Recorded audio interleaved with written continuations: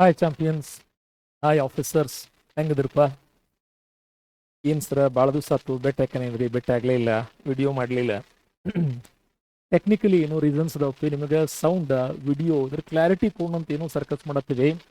ಯಾವತ್ತು ಅದೇನೋ ಹಿಂದಿ ಒಳಗೆ ಒಂದು ಹೇಳಿಕೆ ಬರ್ತೈತಲ್ಪ, ಇಂತಜಾರ್ ಕಾ ಫಲ್ ಮೀಠಾ ಹೋತಾ ಹೈ.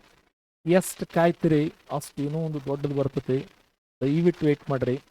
ನೀವೆಲ್ಲರೂ ಕೊಟ್ಟ ಸಹಕಾರಕ್ಕೆ, ಪ್ರೀತಿಗೆ ತುಂಬ ಜನ ಪಾಪ ವಾಟ್ಸಪ್ ಮೆಸೇಜ್ ಮಾಡಿರಿ, ಯೂಟ್ಯೂಬ್ ಕಾಮೆಂಟ್ಸ್ ಹಾಕಿರಿ, ಯಾಕೆ ಸರ ಬಂದೇ ಇಲ್ಲ, ಆರಾಮದಿರ್ಲು ಅಂತ ಕೇಳಿರಿ. ಅಪ್ಪಿ ನಿಮ್ಮೆಲ್ಲರ ಕನ್ಸರ್ನಿಗೆ ಇಷ್ಟು ಹೇಳ್ತೀನಿ ಪುಟ. ಅಪ್ಪಿ ನಾವು ಪ್ರಯತ್ನದಾಗಿದ್ದೀವಿ, ಏನೋ ಹೊಸದನ್ನು ಕೊಡಾಕ ಪ್ರಯತ್ನದಾಗಿದ್ದೀವಿ. ನಿಮಗೆ ಕೈಗೆಟಕು ಬೆಲೆ ಒಳಗೆ ಪ್ರತಿಯೊಬ್ಬ ಕನ್ನಡಿಗರಿಗೆ ಅದ್ಭುತವಾಗಿರೋದನ್ನ ಏನೋ ಕೊಡುವಂಥ ಒಂದು ತಯಾರಿ ಒಳಗಿದ್ದೀವಿ. ನಾವೊಂದು ಸ್ವಲ್ಪ ಗ್ಯಾಪ್ ಮಾಡಿದ್ದಕ್ಕೆ, ತೊಂದರೆ ಆಗಿದ್ದಕ್ಕೆ ವಿಷಾದವನ್ನು ವ್ಯಕ್ತಪಡಿಸ್ತಾ ನೇರವಾಗಿ ಸಬ್ಜೆಕ್ಟಿಗೆ ಬರ್ತೀನಪ್ಪೆ. ರೈಲ್ವೇಸ್ ಒಳಗೆ ಒಂದು ಪಾಪ್ಯುಲರ್ ಕಾನ್ಸೆಪ್ಟ್. ನಮಗೆ ಫಸ್ಟ್ ಆಫ್ ಆಲ್ ಈ ಸೆಂಟ್ರಲ್ ಗೌರ್ಮೆಂಟ್ ಎಕ್ಸಾಮಿನ ಸಿಲೆಬಸ್ನಾಗ ಏನೆಲ್ಲ ಬದಲಾವಣೆಗಳಾಗ್ಯಾವ ಅನ್ನೋದು ಒಂದು ಕ್ಲಾರಿಟಿ ಇರ್ಲತ್ತೆ. ನಾವು ಹೊಳ್ಳಮಳ್ಳ ಶೇಕಡ, ಲಾಭ ನಷ್ಟ, ಸಮಯ ಮತ್ತು ಕೆಲಸ, ಸಮಯ ಮತ್ತು ದೂರ, ಹಿಂಗ ಒಂದು 8 ಪಾಠ ನೆನಪಿಟ್ಟು ಬಿಟ್ಟಿವಪ್ಪ. ಬರೀ ಒಳ್ಳಮಳ್ಳ ಎಲ್ಲಾ ಪುಸ್ತಕದಾಗ, ಯೂಟ್ಯೂಬ್ದಾಗ, ಕ್ಲಾಸ್ನಾಗ, ಕೋಚಿಂಗ್ನಾಗ, ನೋಟ್ಸ್ನಾಗ ತಿರ್ಗಾ ಮುರ್ಗಾ ಒಳ್ಳಿ ಇವನ್ನ ಹುಡುಕಾಡ್ತೀವಿ. ಆದ್ರತೆ ಈ ಪಾಠಗಳಲ್ಲೇ ವಿಶೇಷವಾಗಿ ಪ್ರಶ್ನೆ ಪತ್ರಿಕೆಗಳಲ್ಲೇ ಏನು ಬದಲಾಗೈತಿ ಅಂತ ಒಂದ್ಸಲ ನೋಡಿದ್ರಂದ್ರ ಈ ಟೈಮ್ ಅಂಡ್ ವರ್ಕ್ ಪಾಠ ಐತಲ್ಲಪ್ಪ. ಈ ಟೈಮ್ ಅಂಡ್ ವರ್ಕ್ ಅನ್ನೋ ಪಾಠದ್ದು ಮಾಡರ್ನ್ ವ್ಯೂಸ್ ಅದಾವ್. ಹೆಂಗ?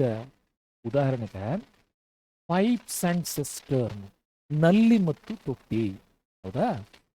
ವರ್ಕ್ ಅಂಡ್ ವೇಜಸ್, ಕಾರ್ಯ ಮತ್ತು ವೇತನ.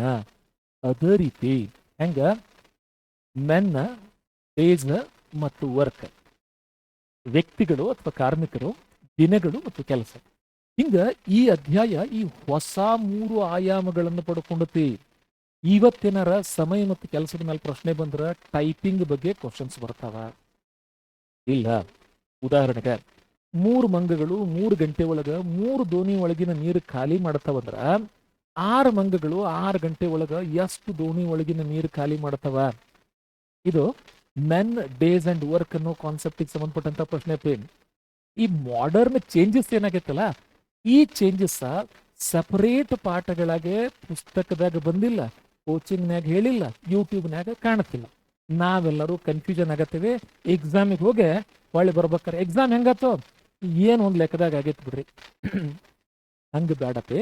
ಅದಕ್ಕೆ ಹಳೆ ಕ್ವಶನ್ ಪೇಪರ್ಸ್ ತಗೊಂಡ ಎಕ್ಸಾಕ್ಟ್ ಪ್ಯಾಟರ್ನ್ ಏನೈತೆ ಅದನ್ನ ಅಷ್ಟ ಫಾಲೋ ಮಾಡಾಕತ್ರ ಏನ್ ಸಿಗ್ತತಿ ನೋಡಂತ. ಇಲ್ಲೊಂದು ಪ್ರಶ್ನೆ ಐತಿ. ಯಾವ ಪ್ರಶ್ನೆ ಇದು? RRB NTPC ಎಕ್ಸಾಮಿಗೆ ಕೇಳಿರುವಂತ ಪ್ರಶ್ನೆ. ನಾವು RRB ಸಲುವಾಗಿನ ಸಪೋರ್ಟಿವ್ ಆಗಿ ಅಂತ ಹೇಳಿ ಯೂಟ್ಯೂಬ್ ವಿಡಿಯೋ ಮಾಡತ್ತೀವಿ. ಒಂದು ಕೆಲಸವನ್ನ ಪೂರ್ಣಗೊಳಿಸಲು ಇಮ್ರಾನ್ 11 ದಿನಗಳು, ತಾಹಿರ್ 15 ದಿನಗಳು ಮತ್ತು ಆಮ್ಲಾರವರು 13 ದಿನಗಳನ್ನ ತೆಗೆದುಕೊಳ್ಳುತ್ತಾರೆ. ಒಟ್ಟಿಗೆ ಕೆಲಸ ಮಾಡಿ ಅವರ ಕೆಲಸವನ್ನ ಪೂರ್ಣಗೊಳಿಸುತ್ತಾರೆ ಮತ್ತು 2012 ರೂಪಾಯಿ ಪಡೆಯುತ್ತಾರೆ. ಅಂದ್ರ ಕೆಲಸ ಮತ್ತು ವೇತನ ಬತ್ ನೋಡ್ರಲ್ಲಿ. ಇಷ್ಟೊತ್ತು ಬರೀ ಸಮಯ ಮತ್ತು ಕೆಲಸ ಅಂತ ಇದ್ದಂತ ಪಾಠ ಈಗ ಒಂದ್ ಸ್ವಲ್ಪ ಬದಲಾಗತ್ತ ನೋಡ್ರಿ. ಇಷ್ಟು ವೇತನವನ್ನು ಪಡಿತಾರ. ಎಲ್ಲರಿಗೂ ದಿನಗೂಲಿ ಅಥವಾ ವೇತನ ಒಂದೇ ರೀತಿಯಾಗಿದ್ದರೆ, ಏಕ ರೀತಿಯಾಗಿದ್ದರೆ ಅಂದ್ರೆ ಯೂನಿಫಾರ್ಮ್ ರೀ. ಒಬ್ಬರಿಗೆ ದಿವ್ಸಕ್ಕೆ 100 ರೂಪಾಯಿ ಕೊಟ್ಟರು, ಇನ್ನೊಬ್ಬರಿಗೂ ದಿವ್ಸಕ್ಕೆ 100 ರೂಪಾಯಿ ಕೊಟ್ಟರು. ಈಗ ಕೆಲಸದ ಇದ್ರೊಳಗೆ ನಮ್ಮಲ್ಲಿ ಸಂವಿಧಾನಿಕವಾಗಿ ಹೇಳ್ತೀವಿ ನಾವು, ಸಮಾನ ಕೆಲಸಕ್ಕೆ ಸಮಾನ ವೇತನ ಅಂತೇಳಿ. ಕೆಲವು ಸಲ ಗಂಡಾಳಿಗೆ ಪಗಾರ ಬೇರೆ, ಹೆಣ್ಣಾಳಿಗೆ ಪಗಾರ ಬೇರೆ. ಹಂಗಿಲ್ಲ, ಇಲ್ಲಿ ಎಲ್ಲರಿಗೂ ವೇತನ ಏನೈತಿ ಏಕರೂಪದೊಳಗೆ ಐತಿ. ಬೆಳಗ್ಗೆ ಎಲ್ಲರೂ 10ಕ್ಕೆ ಬಂದು ಪ್ರತಿಯೊಬ್ಬರು 10 ಗಂಟೆಗೆ ಬರ್ಬೇಕು, ಸಂಜೆ 5 ತನಕ ಕೆಲಸ ಮಾಡ್ಬೇಕು. ಅವ್ರಿಗೆ 10 ರೂಪಾಯಿ ಕೊಟ್ಟರೆ ಇವ್ರಿಗೂ 10 ರೂಪಾಯಿ, ಅವ್ರಿಗೆ 50 ರೂಪಾಯಿ ಕೊಟ್ಟರೆ ಇವ್ರಿಗೂ 50 ರೂಪಾಯಿ ಪಗಾರ. ಹಂಗಾರೆ ಇದ್ರೊಳಗೆ ಇಮ್ರಾನ್ ರವರ ಪಾಲ್ ಎಷ್ಟು ಅಂತ ಪ್ರಶ್ನೆ. ಸಮಯ ಮತ್ತು ಕೆಲಸ ಎಂಬ ಅಧ್ಯಾಯದ ಶೈಲಿ ಒಳಗಿದನ್ನು ಬಿಡಿಸಾಕ್ ಹೋದ್ರೆ ಏನಾಕತ್ ಗೊತ್ತನಪ್ಪ? ಮೊದಲೇಕ ಪ್ರತಿಯೊಬ್ರು ಎಷ್ಟು ಟೈಮ್ ತಗೋತಾರ, ಹಂಗಾರ ಒಟ್ಟ ಎಷ್ಟು ಪಗಾರ ಆತು, ಬಹಳ ಗದ್ದಲ ಇರ್ತೈತಿ. ಇಲ್ಲೊಂದು ಹೊಸ ಕಾನ್ಸೆಪ್ಟ್ ಹೇಳ್ತಾನೆ ನನಗೆ ನೋಡ್ರ. ಒಂದು ವೇತನ ಅಥವಾ ನೋಡ್ರ, ಇಲ್ಲಿ ವೇತನ ಅನ್ನುವಂಥದ್ದು ನೇರವಾಗಿ ಅವರ ದಕ್ಷತೆಯನ್ನ ಅವಲಂಬಿಸಿದೆ, ನೇರ ಅನುಪಾತದಲ್ಲಿದೆ. ಆದ್ರ ಇವರ ದಕ್ಷತೆ ತೆಗೆದುಕೊಳ್ಳುವ ಸಮಯಕ್ಕೆ ವಿಲೋಮಾನುಪಾತದಲ್ಲಿದೆ. ನೇರ ಅನುಪಾತ ಮತ್ತು ವಿಲೋಮಾನುಪಾತ ವಿಜ್ಞಾನದೊಳಗೆ ಕಲಿತಿರಲಿ. ರೈಲ್ವೇಸಿಗೆ ಓದುವಂತ ಪ್ರತಿಯೊಬ್ಬರಿಗೂ ಜನರಲ್ ಸೈನ್ಸ್ನಾಗ ನೇರ ಅನುಪಾತ, ವಿಲೋಮಾನುಪಾತ ಈ ಪದಗಳ ಬಗ್ಗೆ ಪ್ರಶ್ನೆ ಐತಿ. ನಮ್ಮಲ್ಲಿ ಮ್ಯಾಥ್ಸ್ನಾಗ ಪ್ರಥಮಾನುಪಾತ, ದ್ವಿತೀಯಾನುಪಾತ, ತೃತೀಯಾನುಪಾತ, ಚತುರ್ಥಾನುಪಾತ, ಪಂಚಮಾನುಪಾತ, ಮಧ್ಯಮಾನುಪಾತ, ವ್ಯಕ್ರಮಾನುಪಾತ, ನೇರ ಅನುಪಾತ, ವಿಲೋಮಾನುಪಾತ, ವರ್ಗಾನುಪಾತ, ವರ್ಗಮೂಲ ಇವು ಅಷ್ಟು ಶಬ್ದದ ಮೇಲೆ ಪ್ರಶ್ನೆ ಅದಾವ. ಪ್ರತಿಯೊಂದು ಶಬ್ದದ ಮೇಲೂ ಪ್ರಶ್ನೆ ಅದಾವು. ಸದ್ಯಕ್ಕೆ ನೇರ ಅನುಪಾತ ಅಂದ್ರ ಅಂಶದಾಗಿ ಬರೆದಿರ್ತೀವಿ, ವಿಲೋಮ ಅನುಪಾತ ಅಂದ್ರ ಒಂದು ಅಂಶದಾಗಿದ್ರೆ ಇನ್ನೊಂದು ಛೇದದಾಗಿ ಇರ್ತೈತಿ. ಸರಿ, ಹಂಗಂದ್ರ ಇವರು ತೆಗೆದುಕೊಳ್ಳುವಂತ ವೇತನದ ಬಗ್ಗೆ ಪ್ರಶ್ನೆ ಐತಿ. ಹೌದಾ? ಬಿಟ್ರ ಸಮಯಕ್ಕೆ ಸಂಬಂಧಪಟ್ಟಂಗೆ ಪ್ರಶ್ನೆ ಐತಿ. ನೋಡೋಣ. ಇದ್ರೊಳಗ ಇಮ್ರಾನ್ ರವರು 11 ದಿನ ತೆಗೆದುಕೊತಾರೆ. ಇಮ್ರಾನ್ ಇವ್ರು 11 ದಿನ ಟೈಮ್ ತೆಗೆದುಕೊತಾರಂದ್ರ ವೇತನ 1/11 ಆಗಿರ್ಬೇಕಲ್ಲ, ಈ ಅನುಪಾತದೊಳಗೆ ಹಂಚಿಕೆ ಆಗ್ಬೇಕಲ್ಲ. ಅದೇ ರೀತಿ ತಾಹಿರ್ ರವರು ಪ್ರಶ್ನೆ ನೋಡತ್ತಿರ್ಲಿಲ್ಲ ಅನ್ಕೋತೀನಿ ನಾನು. ತಾಹಿರ್ ರವರು 15 ದಿವಸದಾಗ ಕೆಲಸ ಮುಗಿಸ್ತಾರಂತಂದ್ರ 1/15 ಮುಂದ್ ಮಜಾ ನೋಡ್ರಿ. ಇದಾದ್ಮೇಲೆ ಆಮ್ಲಾರವರು 13 ದಿನದಾಗ ಕೆಲಸ ಮುಗಿಸ್ತಾರ. ಆಮ್ಲಾರವರು ಹಂಗಾರ 1/13. ಈಗ 11, 13 ಮತ್ತು 15 ಈ ಮೂರನ್ನು ಅನುಪಾತದ ರೂಪದೊಳಗೆ ಸಂಕ್ಷೇಪಿಸಬೇಕಂದ್ರ ಹಂಗಂದ್ರ ಟೈಮ್ ಅಂಡ್ ವರ್ಕಿಗೆ ಅನುಪಾತ ಅಧ್ಯಾಯ ಕಡ್ಡಾಯ ಅಂತ. ಸಾಂಪ್ರದಾಯಿಕವಾಗಿ ಬಿಡಿಸ್ಕೋತ ಕೂತ್ರೆ ಬೆಳಗಾಕತ್ತೆ ಆತ. ನಾನು ನೇರವಾಗಿ ಎಕ್ಸಾಮ್ ಓರಿಯೆಂಟೆಡ್ ಮೆಥಡಿಗೆ ಅಷ್ಟ ಬರತ್ತೇನೆ. ಅನುಪಾತ ಅಧ್ಯಾಯದ ಬಗ್ಗೆ ಒಂದ್ ಸ್ವಲ್ಪ ಗೊತ್ತಿರ್ಬೇಕು. ಈ ರೀತಿ ಭಿನ್ನ ರಾಶಿ ರೂಪದೊಳಗ ನಾವು ಅನುಪಾತವನ್ನು ಬರೀದಿಲ್ಲ, ಅನುಪಾತವನ್ನ ಪೂರ್ಣಾಂಕದ ರೂಪದಾಗ ಬರೀತೀವಿ. Always the ratio must be represented in the form of an integer, but not in the form of either a fraction or a decimal. It must be represented in terms of a whole number. ಅದಕ್ಕೆ ಪೂರಕವಾಗಿ ಹಾಗಾರ ಇಲ್ಲೇ 11, 15, 13 ಈ ಮೂರದು ಲಸ ಕಂಡುಬಿಡು ಮತ್ತೆ lengthy procedure ಅದು, ಅದನ್ನ ಬಿಟ್ಬಿಡು. ಈ ಸಂಖ್ಯೆನ 15 ಮತ್ತು 13 ಇವು ಎರಡು ಬರುದು ಗುಣಲಬ್ಧ ಎಷ್ಟಾಕತಿ? 15 ಗುಂಡ್ಲೆ 13 ಅಂತಂದ್ರ 130, 65, 195 ಆಕತಿ. ಮುಂದಿನ ಮಾಹಿತಿ ಈ ಸಂಖ್ಯೆ ಬಿಟ್ಬೋಣ. 11 ಗುಂಡ್ಲೆ 13 143 ಆಕತಿ. ಈ ಸಂಖ್ಯೆ ಬಿಟ್ಬೋಣ. 15 ಗುಂಡ್ಲೆ 11 165 ಆಕತಿ. ಈ ಅನುಪಾತದಲ್ಲಿ ಹಂಚಿಕೆ ಮಾಡಬೇಕು ಅಂತ ಇರ್ತದೆ. ಸರಿ, ಇದನ್ನ ಮುಂದೆ ಹೆಂಗ್ ಸಂಕ್ಷೇಪಿಸೋದು ನೋಡ್ರಿ. ಅವ್ರು ಯಾರ ಬಗ್ಗೆ ಪ್ರಶ್ನೆ ಕೇಳ್ಯಾರಪ್ಪ? ಹೌದಾ?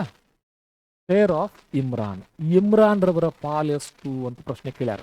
ಇಲ್ಲೇ ಇಮ್ರಾನ್ ರವರಿಗೆ ಸಂಬಂಧಪಟ್ಟ ಅನುಪಾತೀಯ ಸಂಖ್ಯೆ 195. ಸರಿ, ಇನ್ನ ಈ ಮೂರನ್ನು ಕೂಡಿಸಿರಿ ಎಷ್ಟು ಆಕತಿ? 195, 200, 360, 400, 500, 503 503 ಭಾಗ ಮಾಡ್ಯಾರ. ಒಟ್ಟ ಎಷ್ಟು ಬಂದತಿ ವೇತನ? 2012 ರೂಪಾಯಿ ಬಂದತಿ. 503 ಭಾಗ ಹೋಗತ್ತಿಲ್ಲ. 503 ಒಂದಲೇ, 503 4. ಹಂಗಾರೆ 195ನ್ನ 4 ಗುಣಿಸಿರಿ ಎಷ್ಟು ಆಕತಿ? 780 ರೂಪಾಯಿ ಆಕತಿ. ಪರೀಕ್ಷೆಗೆ ಎಷ್ಟು ಬೇಕು ಅಷ್ಟು ಇರ್ಲತ್ತಿಲ್ಲ. ಈ ಅಧ್ಯಾಯ ನಿಮಗೆ ಗೊತ್ತೈತಿ ಅಂತ ಅನ್ಕೊಂಡ ಪರೀಕ್ಷೆಗೆ ಏನು ಬೇಕು ಆ ಕಾನ್ಸೆಪ್ಟ್ ಹೇಳಿ ಎಕ್ಸಾಂಪಲ್ ಅಂತ ರಿಪೀಟ್ ಮಾಡಿ. ಇಂಥದ್ದ ಇನ್ನೊಂದು ಉದಾಹರಣೆ ರಿಪೀಟ್ ಮಾಡ್ತೀನಿ. ಇಮ್ರಾನ್ ರವರ ಪಾಲ 780. RRB NTPC 2021 ಕೇಳಿರೋ ಪ್ರಶ್ನೆ ಇದೆ. ಇಲ್ಲಿ ಸರ ನಮಗ್ ಕನ್ಫ್ಯೂಷನ್ ಆಗತ್ತತಿ, ಇನ್ನೊಂದು ಉದಾಹರಣೆ ಹೇಳ್ರಿ ಅನ್ನುವಂತ ಸ್ನೇಹಿತರಿಗೆ SSC ಪರೀಕ್ಷೆಗೆ 2020 ಅಂದ್ರೆ ಇತ್ತೀಚಿನ ಪ್ರಶ್ನೆ ಪತ್ರಿಕೆಗಳನ್ನ ತಗೊಂಡೆ ನಾನಿಲ್ಲಿ. ಇವ್ರಿಗೆ ಸಂಬಂಧಪಟ್ಟಂತ ಪ್ರಶ್ನೆ X, Y ಮತ್ತು Z ಕ್ರಮವಾಗಿ 4 ದಿನ, 5 ದಿನ ಮತ್ತು 7 ದಿನದಾಗ ಒಂದು ಕೆಲಸ ಮಾಡ್ತಾರ. ಅವರಿಗೆ ಒಟ್ಟಿಗೆ ಕೆಲಸವನ್ನು ಪೂರ್ಣಗೊಳಿಸಕ್ 415 ರೂಪಾಯಿ ಫಿಕ್ಸ್ಡ್ ಗುತ್ತಿಗೆ ಅಂತೀವಲ್ಲ ನಾವು. ಒಂದು ಕೆಲಸ ಮಾಡಾಕ ದಿವ್ಸಕ್ಕೆ ಅದೇನು ಬೇಡಪ್ಪ ನೀ ಗುತ್ತಿಗೆ ತಗೊಂಡ್ಬಿಡು ಅಂತ ಹೇಳ್ತೀವಿ. ನಾವೇನು ಗುತ್ತಿಗೆ ಕೊಟ್ಟು ಕೈ ತಕೋತೀವಿ, ಬಟ್ ಅವ್ರು ಪರಸ್ಪರ ವೇತನ ಹಂಚ್ಕೋಬೇಕಲ್ಲ. 3 ಜನ ಒಟ್ಟಿಗೆ ಕೆಲಸ ಶುರು ಮಾಡಿ ಒಟ್ಟಿಗೆ ಮುಗಿಸಿರಂದ್ರೆ ಅದರ 3 ಭಾಗ ಮಾಡ್ತಾರ. ಕೆಲವೊಮ್ಮೆ ಹಂಗೆ ಆಗುದಿಲ್ಲ. ಒಂದ್ ದಿವ್ಸ ಒಬ್ಬ ಬರ್ತಾನ, ಒಬ್ಬ ಬರುದಿಲ್ಲ. ಅದಕ್ಕೆ ತಕ್ಕಂಗೆ ಅವ್ರ ವೇತನ ಹಂಚಿಕೆ ಆಗ್ಬೇಕಲ್ಲ, ಬಟವಾಡೆ ಆಗ್ಬೇಕಲ್ಲ. ಆ ನಿಟ್ಟಿನೊಳಗ ಲಕ್ಷ ಕೊಟ್ರ ಇಲ್ಲಿ X ರವರು, Y ರವರು, Z ರವರು. X ರವರು 4 ದಿವಸದಾಗ ಕೆಲಸ ಮುಗಿಸ್ತಾರಂತಂದ್ರ ಇವರು ಮಾಡಿರುವಂತ ಕೆಲಸದ ಪ್ರಮಾಣ 1/4. Y ರವರು 1/5. ಹಂಗ Z ರವರು 1/7. ಭಿನ್ನ ರಾಶಿ ರೂಪದೊಳಗಿದ್ದಂಥ ಈ ಅನುಪಾತವನ್ನ it must be converted in the form of an integer. ಪೂರ್ಣ ಸಂಖ್ಯೆ, ಪೂರ್ಣಾಂಕ. 4 ಬಿಟ್ಟ 5 7 35. 5 ಬಿಟ್ಟ 4 7 28. 7 ಬಿಟ್ಟ 4 5 20. ಹಾಗಾದ್ರೆ ಇವರು ಮಾಡಿರುವಂತಹ ಕೆಲಸದ ಪ್ರಮಾಣ 35ರ ಅನುಪಾತ 28ರ ಅನುಪಾತ 20ರಲ್ಲಿ ಯಾರು ಎಷ್ಟು ಕೆಲಸ ಮಾಡ್ಯಾರ ಅದಕ್ಕೆ ತಕ್ಕಂಗ ಸ್ಯಾಲ್ರಿ.